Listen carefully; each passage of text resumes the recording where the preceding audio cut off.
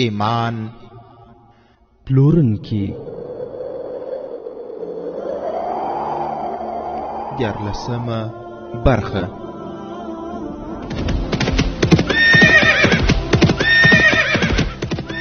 د سلطان صلاح الدین ایوبی رحمه الله د دوران رښتینی کیسې. صلاح الدین پر د غزمکارا پیدا کړه، ته یو بل صلاح الدین پر د غزمکارا پیدا کړه. الحمد لله وكفى والصلاة والسلام على رسوله المصطفى اما بعد. ورونو، ستاسو به په یاد وي چې زموږ او ستاسو کیسه تر دې ځای پورې رسیدلې و او په دې ځای باندې ختمه شوې و چې سلطان صلاح الدین ایوبی رحمت الله علیه د سودانی لښکر بغاوت غلی کړ او خپل فوج د روانو عملیاتو او حملو لپاره سره منظم کړ. مبینه اطلاس د صلاح الدین ایوبی رحمت الله علیه وجلو ته ورغله. د سلطان صلاح الدین ایوبی رحمت الله علیه د پیښلیکونکو په لیکو کې د یو سړي یادونه په دې ټکو سره کیږي چې کچا د سلطان صلاح الدین ایوبی رحمت الله علیه عبادت کړی وي نو هغه به سیف الله وي. د صلاح الدین ایوبی خوږ دوست او خیلاس بهاودین شداد په هغو عربي یادښتونو کې د سیف الله یادونه یو څه تفصیل سره کړی دی. دا سړی چې نوم یې په اصولي ډول په تاریخ کې راغلی نه دی، د صلاح الدین ایوبی تر وفات وروسته 18 کاله ژوندی و. مورخینو لیکلي چې دې سړي د خپل ژوندانه وروستي کلونه د سلطان صلاح الدین ایوبی د مزار په مجاوري کې تیر کړل او وصیت یې کړی و چې مړ شي نو له سلطان صلاح الدین ایوبی سره یو ځای ښخ. خو سیف الله کوم ظاهري حیثیت نه لري. هغه یو نمورکی سړی و چې په عمومي حجره کې ښخ کړای شو او بیا هغه وخت زر را ورسېده چې پر هغې حجره انسانانو کورونه ودان کړل او د حجرې نوم له منځه ووت. په تاریخي لحاظ د سیف الله رحمت الله علیه اهمیت په دې کې و چې د سمندر له غاړې نه د سلطان صلاح الدین ایوبی د وژلو لپاره راغلی و. هغه مهال یې نوم مګنانا ماریوس و. یوازې د اسلام نوم اورېدلی و، نور په هیڅ نه پوهېده چې اسلام څنګه دین دی. د صلیبیانو له تبلیغاتو سره سم پر دې باوري و چې اسلام یو د کرکې وړ دین دی او مسلمانان د کرکې وړ خلک دي چې د ښځو پسې لیونیان او د انسانانو غوښې خوړونکي دي. ورونو، د فکري جګړې یو هدف هم دا دی چې غربیان خپل رعیت یعنی عام وګړي له حقیقي اسلام څخه لرې ساتل غواړي. لکه دغه مثال یې ښه وګورئ او ښه ورته غوږ شئ. دته ویل سوي و چې اسلام یو د کرکې وړ دین دی او مسلمانان د کرکې وړ خلک دي چې د ښځو پسې لیونیان او د انسانانو غوښې خوړونکي دي. له دې امله به چې کله مګنانا ماریوس د مسلمان نوم اورېده له ډېرې کرکې به یې لاړې توکلې. هغه د بېساري زړورتوب څرګندونه کوله چې کله سلطان صلاح الدین ایوبی ته ورسېده نو مګنانا ماریوس ووژل شو او د هغه له مړي نه سیف الله وزېږېد. په تاریخ کې د داسې واکمنانو کمی نشته چې هغوی وژل شوي او یا پرې وژونکي حملې شوي دي. خو سلطان صلاح الدین ایوبی رحمت الله علیه له هغو یو څو شخصیتونو څخه دی چې د وژنې کوښښونه یې خپلو او پردیو دواړو کړي دي، لا چې خپلو خو یې د هغه د وژنې توطیې تر پردیو زیاتې جوړې کړي دي. د تأسف وړ خبره خو دا ده چې سلطان صلاح الدین ایوبی د ایمان روښانوونکو داستانونو سره سره د ایمان پلورونکو داستانونه هم جریان لري. له همدې امله سلطان صلاح الدین ایوبی رحمت الله علیه بار بار ویلي و تاریخ به هغه وخت ډېر ژر وویني چې مسلمان خو به د مسلمان په نامه پاتې وي خو خپل ایمانونه به یې پلورلي او نور به پرې حکومت کوي. اوس موږ هماغلته یو او هماغه مهال وینو. ورونو، دا چې تاسو اوسنی حالات وینئ په اسلامي هیوادونو د ارتداد تر سرحد رسیدلي حاکمانو ته مسلمان کېدل او نه کېدل په یو معنا سره او هغه هم ځکه چې په دیموکراسي کې د دین له ازادۍ څخه مراد همدا دی. خو دوی دومره هم د تاریخ پاڼې نه را اړوي چې چا چې د مسجد او مدرسې سره خپل دښمنی اعلان کړي هغوی ته جبار خدای جل جلاله د صلاح الدین ایوبی په څیر زړور مجاهدین پیدا کوي او د الله جل جلاله په نصرت فرعونی او طاغوتی لښکرې د دوی په واسطه سره داړې وړې کوي. ورونو تاسو به پر روانو حقیقي پیښو کې ووینئ چې صلاح الدین ایوبی رحمت الله علیه په څومره کم تعداد ایمانی لښکر څومره خاورې تر خپل قیادت لاندې راوستلې او څومره صلیبیان او د اسلام دښمنان یې تر خپلو تورې تیر کړي. دا هم په یاد ولرئ چې تر ایمانی اسلحې لوی او ستره اسلحه نشته. اوس به راشو د میګنانا ماریوس یا سیف الله رحمت الله علیه ډېرې عجیبې او له عبرته ډکې کیسې. د سیف الله داستان له هغه مهال نه پیل کیږي کله چې سلطان صلاح الدین ایوبی د صلیبیانو متحده سمندري بیړۍ په اور او اوبو کې ډوبې کړې. د هغوی یو څو سمندري بیړۍ بچ او ووتلې.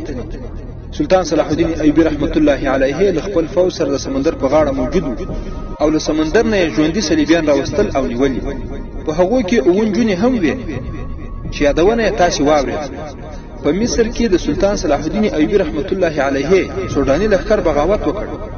سلطان صلاح الدین ایوبی رحمت الله علیه غلی کړ. هغه ته د سلطان نور الدین زنګیر علیګلی کومک او مرسته هم را ورسېده. هغه اوس د صلیبیانو د پلانونو د ختمولو لپاره پروګرامونه جوړول او پر خپل پلانونو باندې اخته و. ورونو سلطان صلاح الدین ایوبی رحمت الله علیه به دلته په مصر کې پریږدو او د روم د سمندر په هغه بل غاړه باندې چې د صلیبیانو کومه غونډه روانه ده هغه ته ورسو. د روم د سمندرګي په هغه بل غاړه باندې د روم ښار په شاوخوا کې د صلیبي مشرانو غونډه چې پکې اګسټس بادشاه، ریماند بادشاه او د اوم لوی ورور رابرټ هم و. په غونډه کې په ډیر قهر او غصې سره راغلی یو سړی د املر په نامه و. هغه د صلیبیانو د متحده سمندري فوج قومندان چې پر مصر د حملې لپاره لېږل شوی و. خو سلطان صلاح الدین ایوبی رحمت الله علیه پرې د یو ناڅاپي طوفان په څیر حمله کړې وه او د هغوی یو سپاهی هم د مصر په خاوره پل ایښودلو ته پرې ایښی نه و. د مصر ساحل ته چې کوم صلیبي عسکر رسېدلي وو هغوی له سلطان صلاح الدین ایوبی سره جنگي بندیان وو. د صلیبیانو په غونډه کې د املر پښې له غصې نه ښورېدې. د هغه د پوځي بیړۍ د ډوبېدو 15 ورځې تېرې سوې وې. هغه په 15مه ورځ د ایټالیا ساحل ته ورسېد. د سلطان صلاح الدین ایوبی رحمت الله علیه اورینو غشي وشتونکو د هغوی د سمندري کښتۍ بادبانونو سیزلي وو. دا خو د هغه خوشنصیبي وه چې د هغه جلوانانو او سپاهیانو اور کنټرول کړی و او کښتۍ یې بچ کړې وه. خو کښتۍ یې په سمندر کې د بادبانونو پرته ګرځېده راګرځېده. بیا پرې طوفان راغی چې د بچ کېدلو هېڅ اټکل یې په نظر نه راغی. بې شمېره ورانې ویجاړې بچ شوې. کښتۍ په هغه طوفان کې ډوبې شوې وې. دا یوه معجزه وه چې د املر کښتۍ تر ډېرو غورځو پرځو او ډوبېدو وروسته ساحل ته رسېدلې وه چې د هغه د جلوانانو کمال هم پکې شامل و. هغوی د جپو په زور کښتۍ په خپل واک کې وساتله. د سمندر غاړې ته په رسېدو هغه جلوانانو ته بې شمېره انعامونه ورکړل. صلیبي مشران یې همالته منتظر وو. هغوی پر دې خبره غور کول غوښتل چې چا ورسره دوکه وکړه. څرګنده ده چې ګمان یې د سوداني لښکرو په قومندان ناجي باندې کېدای شو ځکه د هماغه له لیک سره سم یې مصر ته سمندري بیړۍ لېږلې وې. خو له هغوی سره یې له وړاندې نه اړیکې موجودې وې. هغوی چې د ناجي وروستی لیک له نورو سره مقایسه کړ شک ورته پیدا شو چې څه ګډوډي شته. صلیبیانو وخت په وخت قاهرې ته جاسوسان لېږلي وو خو د ناجي له لورې کوم احوال ورته راونه رسېده. څوک هغوی ته د دې خبرې اطلاع ورکوونکی نه و ځکه سلطان صلاح الدین ایوبی رحمت الله علیه ناجي او د هغه توطیه‌ګر قومندانان په پټه باندې وژلي وو او د شپې په تیارې کې په نامعلومه خبرونو کې ښخ کړي وو. او د صلیبي مشرانو په وهم او ګمان کې همدا خبره نه راتله د کوم لیک په اساس چې هغوی سمندري بیړۍ لېږلې هغه لیک د هماغه ناجي و خو د حملې تاریخ سلطان صلاح الدین ایوبی بدل کړی و. په جاسوسانو کې هیڅ چاته دغسې معلومات په لاس ورتللی نه شول. دا غونډه څه پایلې ته ونه رسېدله شوه. د املرک له خولې نه څه خبره وتلی نه شوه. هغه ماتې خوړلې وه په غوسه هم او ستړی هم. غونډه راتلونکې ورځې ته وځنډول شوه. د شپې مهال ټولو مشرانو خپل غمونه په شرابو کې ډوبول. یو سړی دې غونډې ته راغی چې یوازې ریماند پیژني. هغه د ریماند باوري جاسوس و. هغه د حملې په ماښام د مصر په ساحل کې شوی و. تر د لږ شېبه وروسته د مصریانو بیړۍ ورسېدلې وې او د هغه په وړاندې د سلطان صلاح الدین ایوبي د پوځ په لاسو تباه شوي وې. دغه جاسوس د مصر په ساحل کې و او ډیر زیات معلومات یې راټول کړي وو. ریمانډ هغه نورو ته وروپېژاند. ټول د هغه پر شاوخوا راټول شول. دې جاسوس ته معلومه وه چې صلیبي مشرانو د سلطان صلاح الدین ایوبي د وژنې لپاره د رابن په نامه یو پوه جاسوس مصر ته لېږلی او د هغه د مرستې لپاره یې 5 سړي او 9 ښکلې ځوانې نجونې هم لېږلي. دې جاسوس وویل چې رابن د ځان د زخمي کېدلو په نامه د سلطان صلاح الدین ایوبي رحمت الله علیه مرکز ته ځان رسولی. د هغه 5 سړي د سوداګرو په جامه کې وو. له هغوی نه یو چې کریسټوفر نومېده سلطان صلاح الدین ایوبي په غشۍ وویشت، خو غشۍ خطا ولاړه. 5 واړه سړي ونیول شول او 9 واړه نجونې هم ونیول شوې. هغوی ډېره ښه کیسه له ځانونو سره جوړه کړې وه.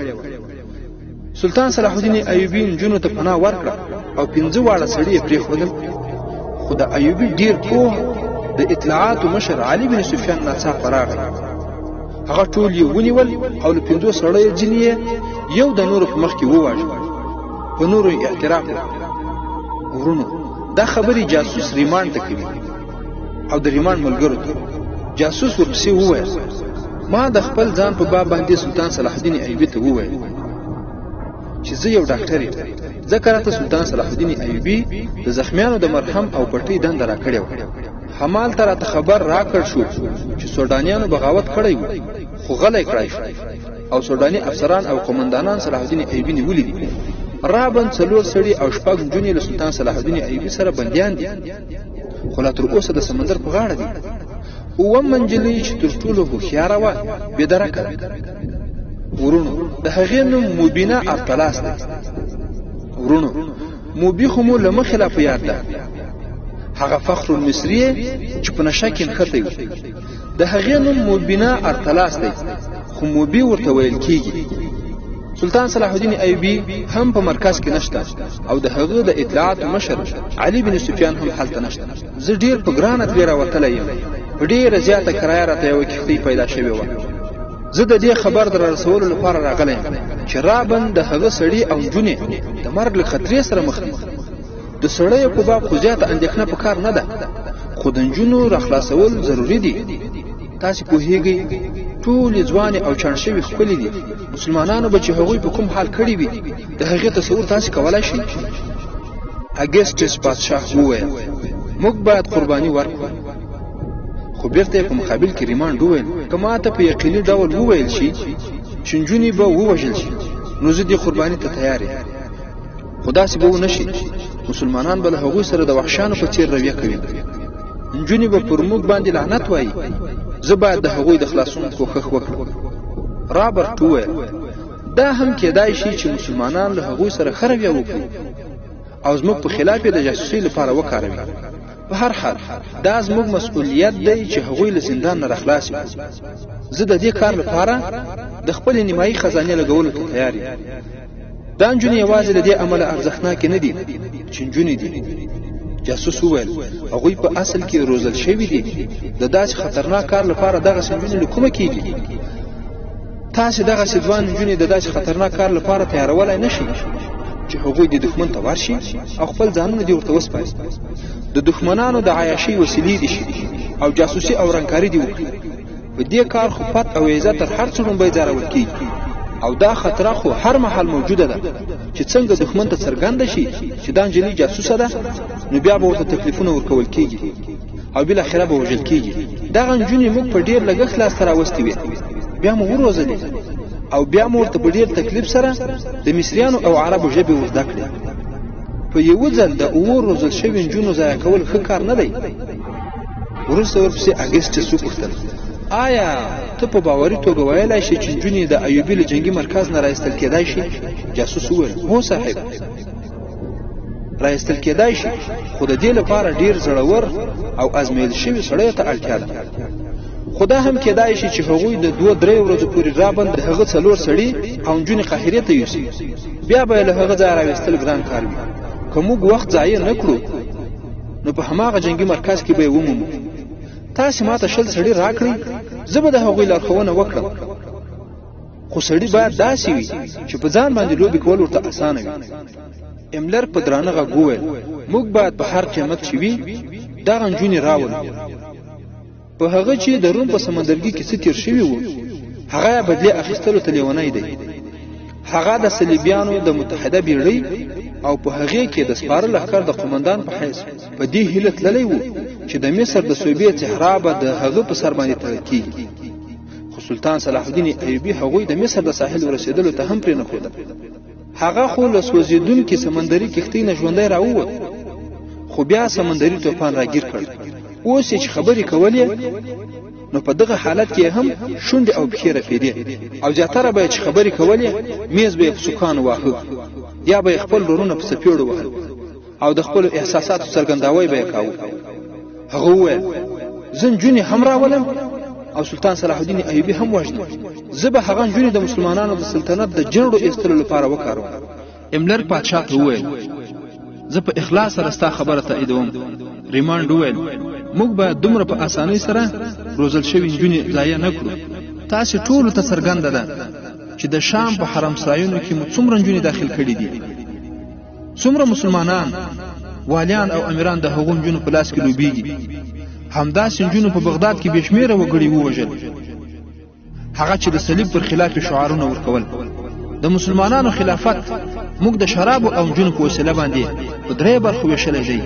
په هغوی کې یو والی هم پاتې نه دی. هغوی ورځ په ورځ په مژو چړچو کې ډوبېږي. یوازې 2 کسه که ژوندي پاتې شول زموږ لپاره به ترې سخته خطره وي چې یو یې نورالدین زنګي او بل صلاح الدین ایوبي دی. که له هغوی دواړو یو یې هم تر ډېره پورې ژوندی پاتې شو نو زموږ لپاره به د اسلام له منځه وړل اسانه نه وي. که صلاح الدین ایوبي د سودانیانو بغاوت ټکولی وي نو د دې خبرې مطلب خو دا دی چې دا سړی تر هغه هم ډېر خطرناک دی څومره چې موږ ګاڼو. موږ باید د جګړې له ډګر نه پرته د ورانکارۍ محاذ هم پرانیزو. موږ په مسلمانانو کې د اختلاف او ورانکارۍ لپاره هغو نجونو ته اړتیا لرو. د اووم لوی ورور رابرټ وویل موږ باید له خپلو بریالیو تجربو نه ګټه واخلو. په عربو کې د مسلمانانو له کمزوریو نه ګټه پورته کړو. مسلمانان د ښځو شرابو او پیسو پسې ړندېږي. د مسلمانانو د ټکولو بهترینه لار دا ده چې د مسلمان په وسیله یې وټکوي. مسلمانانو ته چې د ذهني عیاشۍ وسایل برابر کړي نو هغوی له خپل دین او ایمان نه په اسانۍ سره لاسونه اخلي. لکه اوس چې ویني تاسې د هغوی ایمانونه په ارزانه بیه رانیولی شئ. هغه د څو تنو عربي امیرانو او وزیرانو مثالونه وړاندې کړل چې صلیبیانو د ښځو شرابو او پیسو په وسیله ځان کړي وو او د پردې تر شا یې خپل دوستان ګرځولي وو. تر ډېره پورې د مسلمانانو د کمزورۍ په باب خبرې وشوې. بیا د نجونو د راخلاصولو په عملي اړخونو خبرې اترې پیل شوې.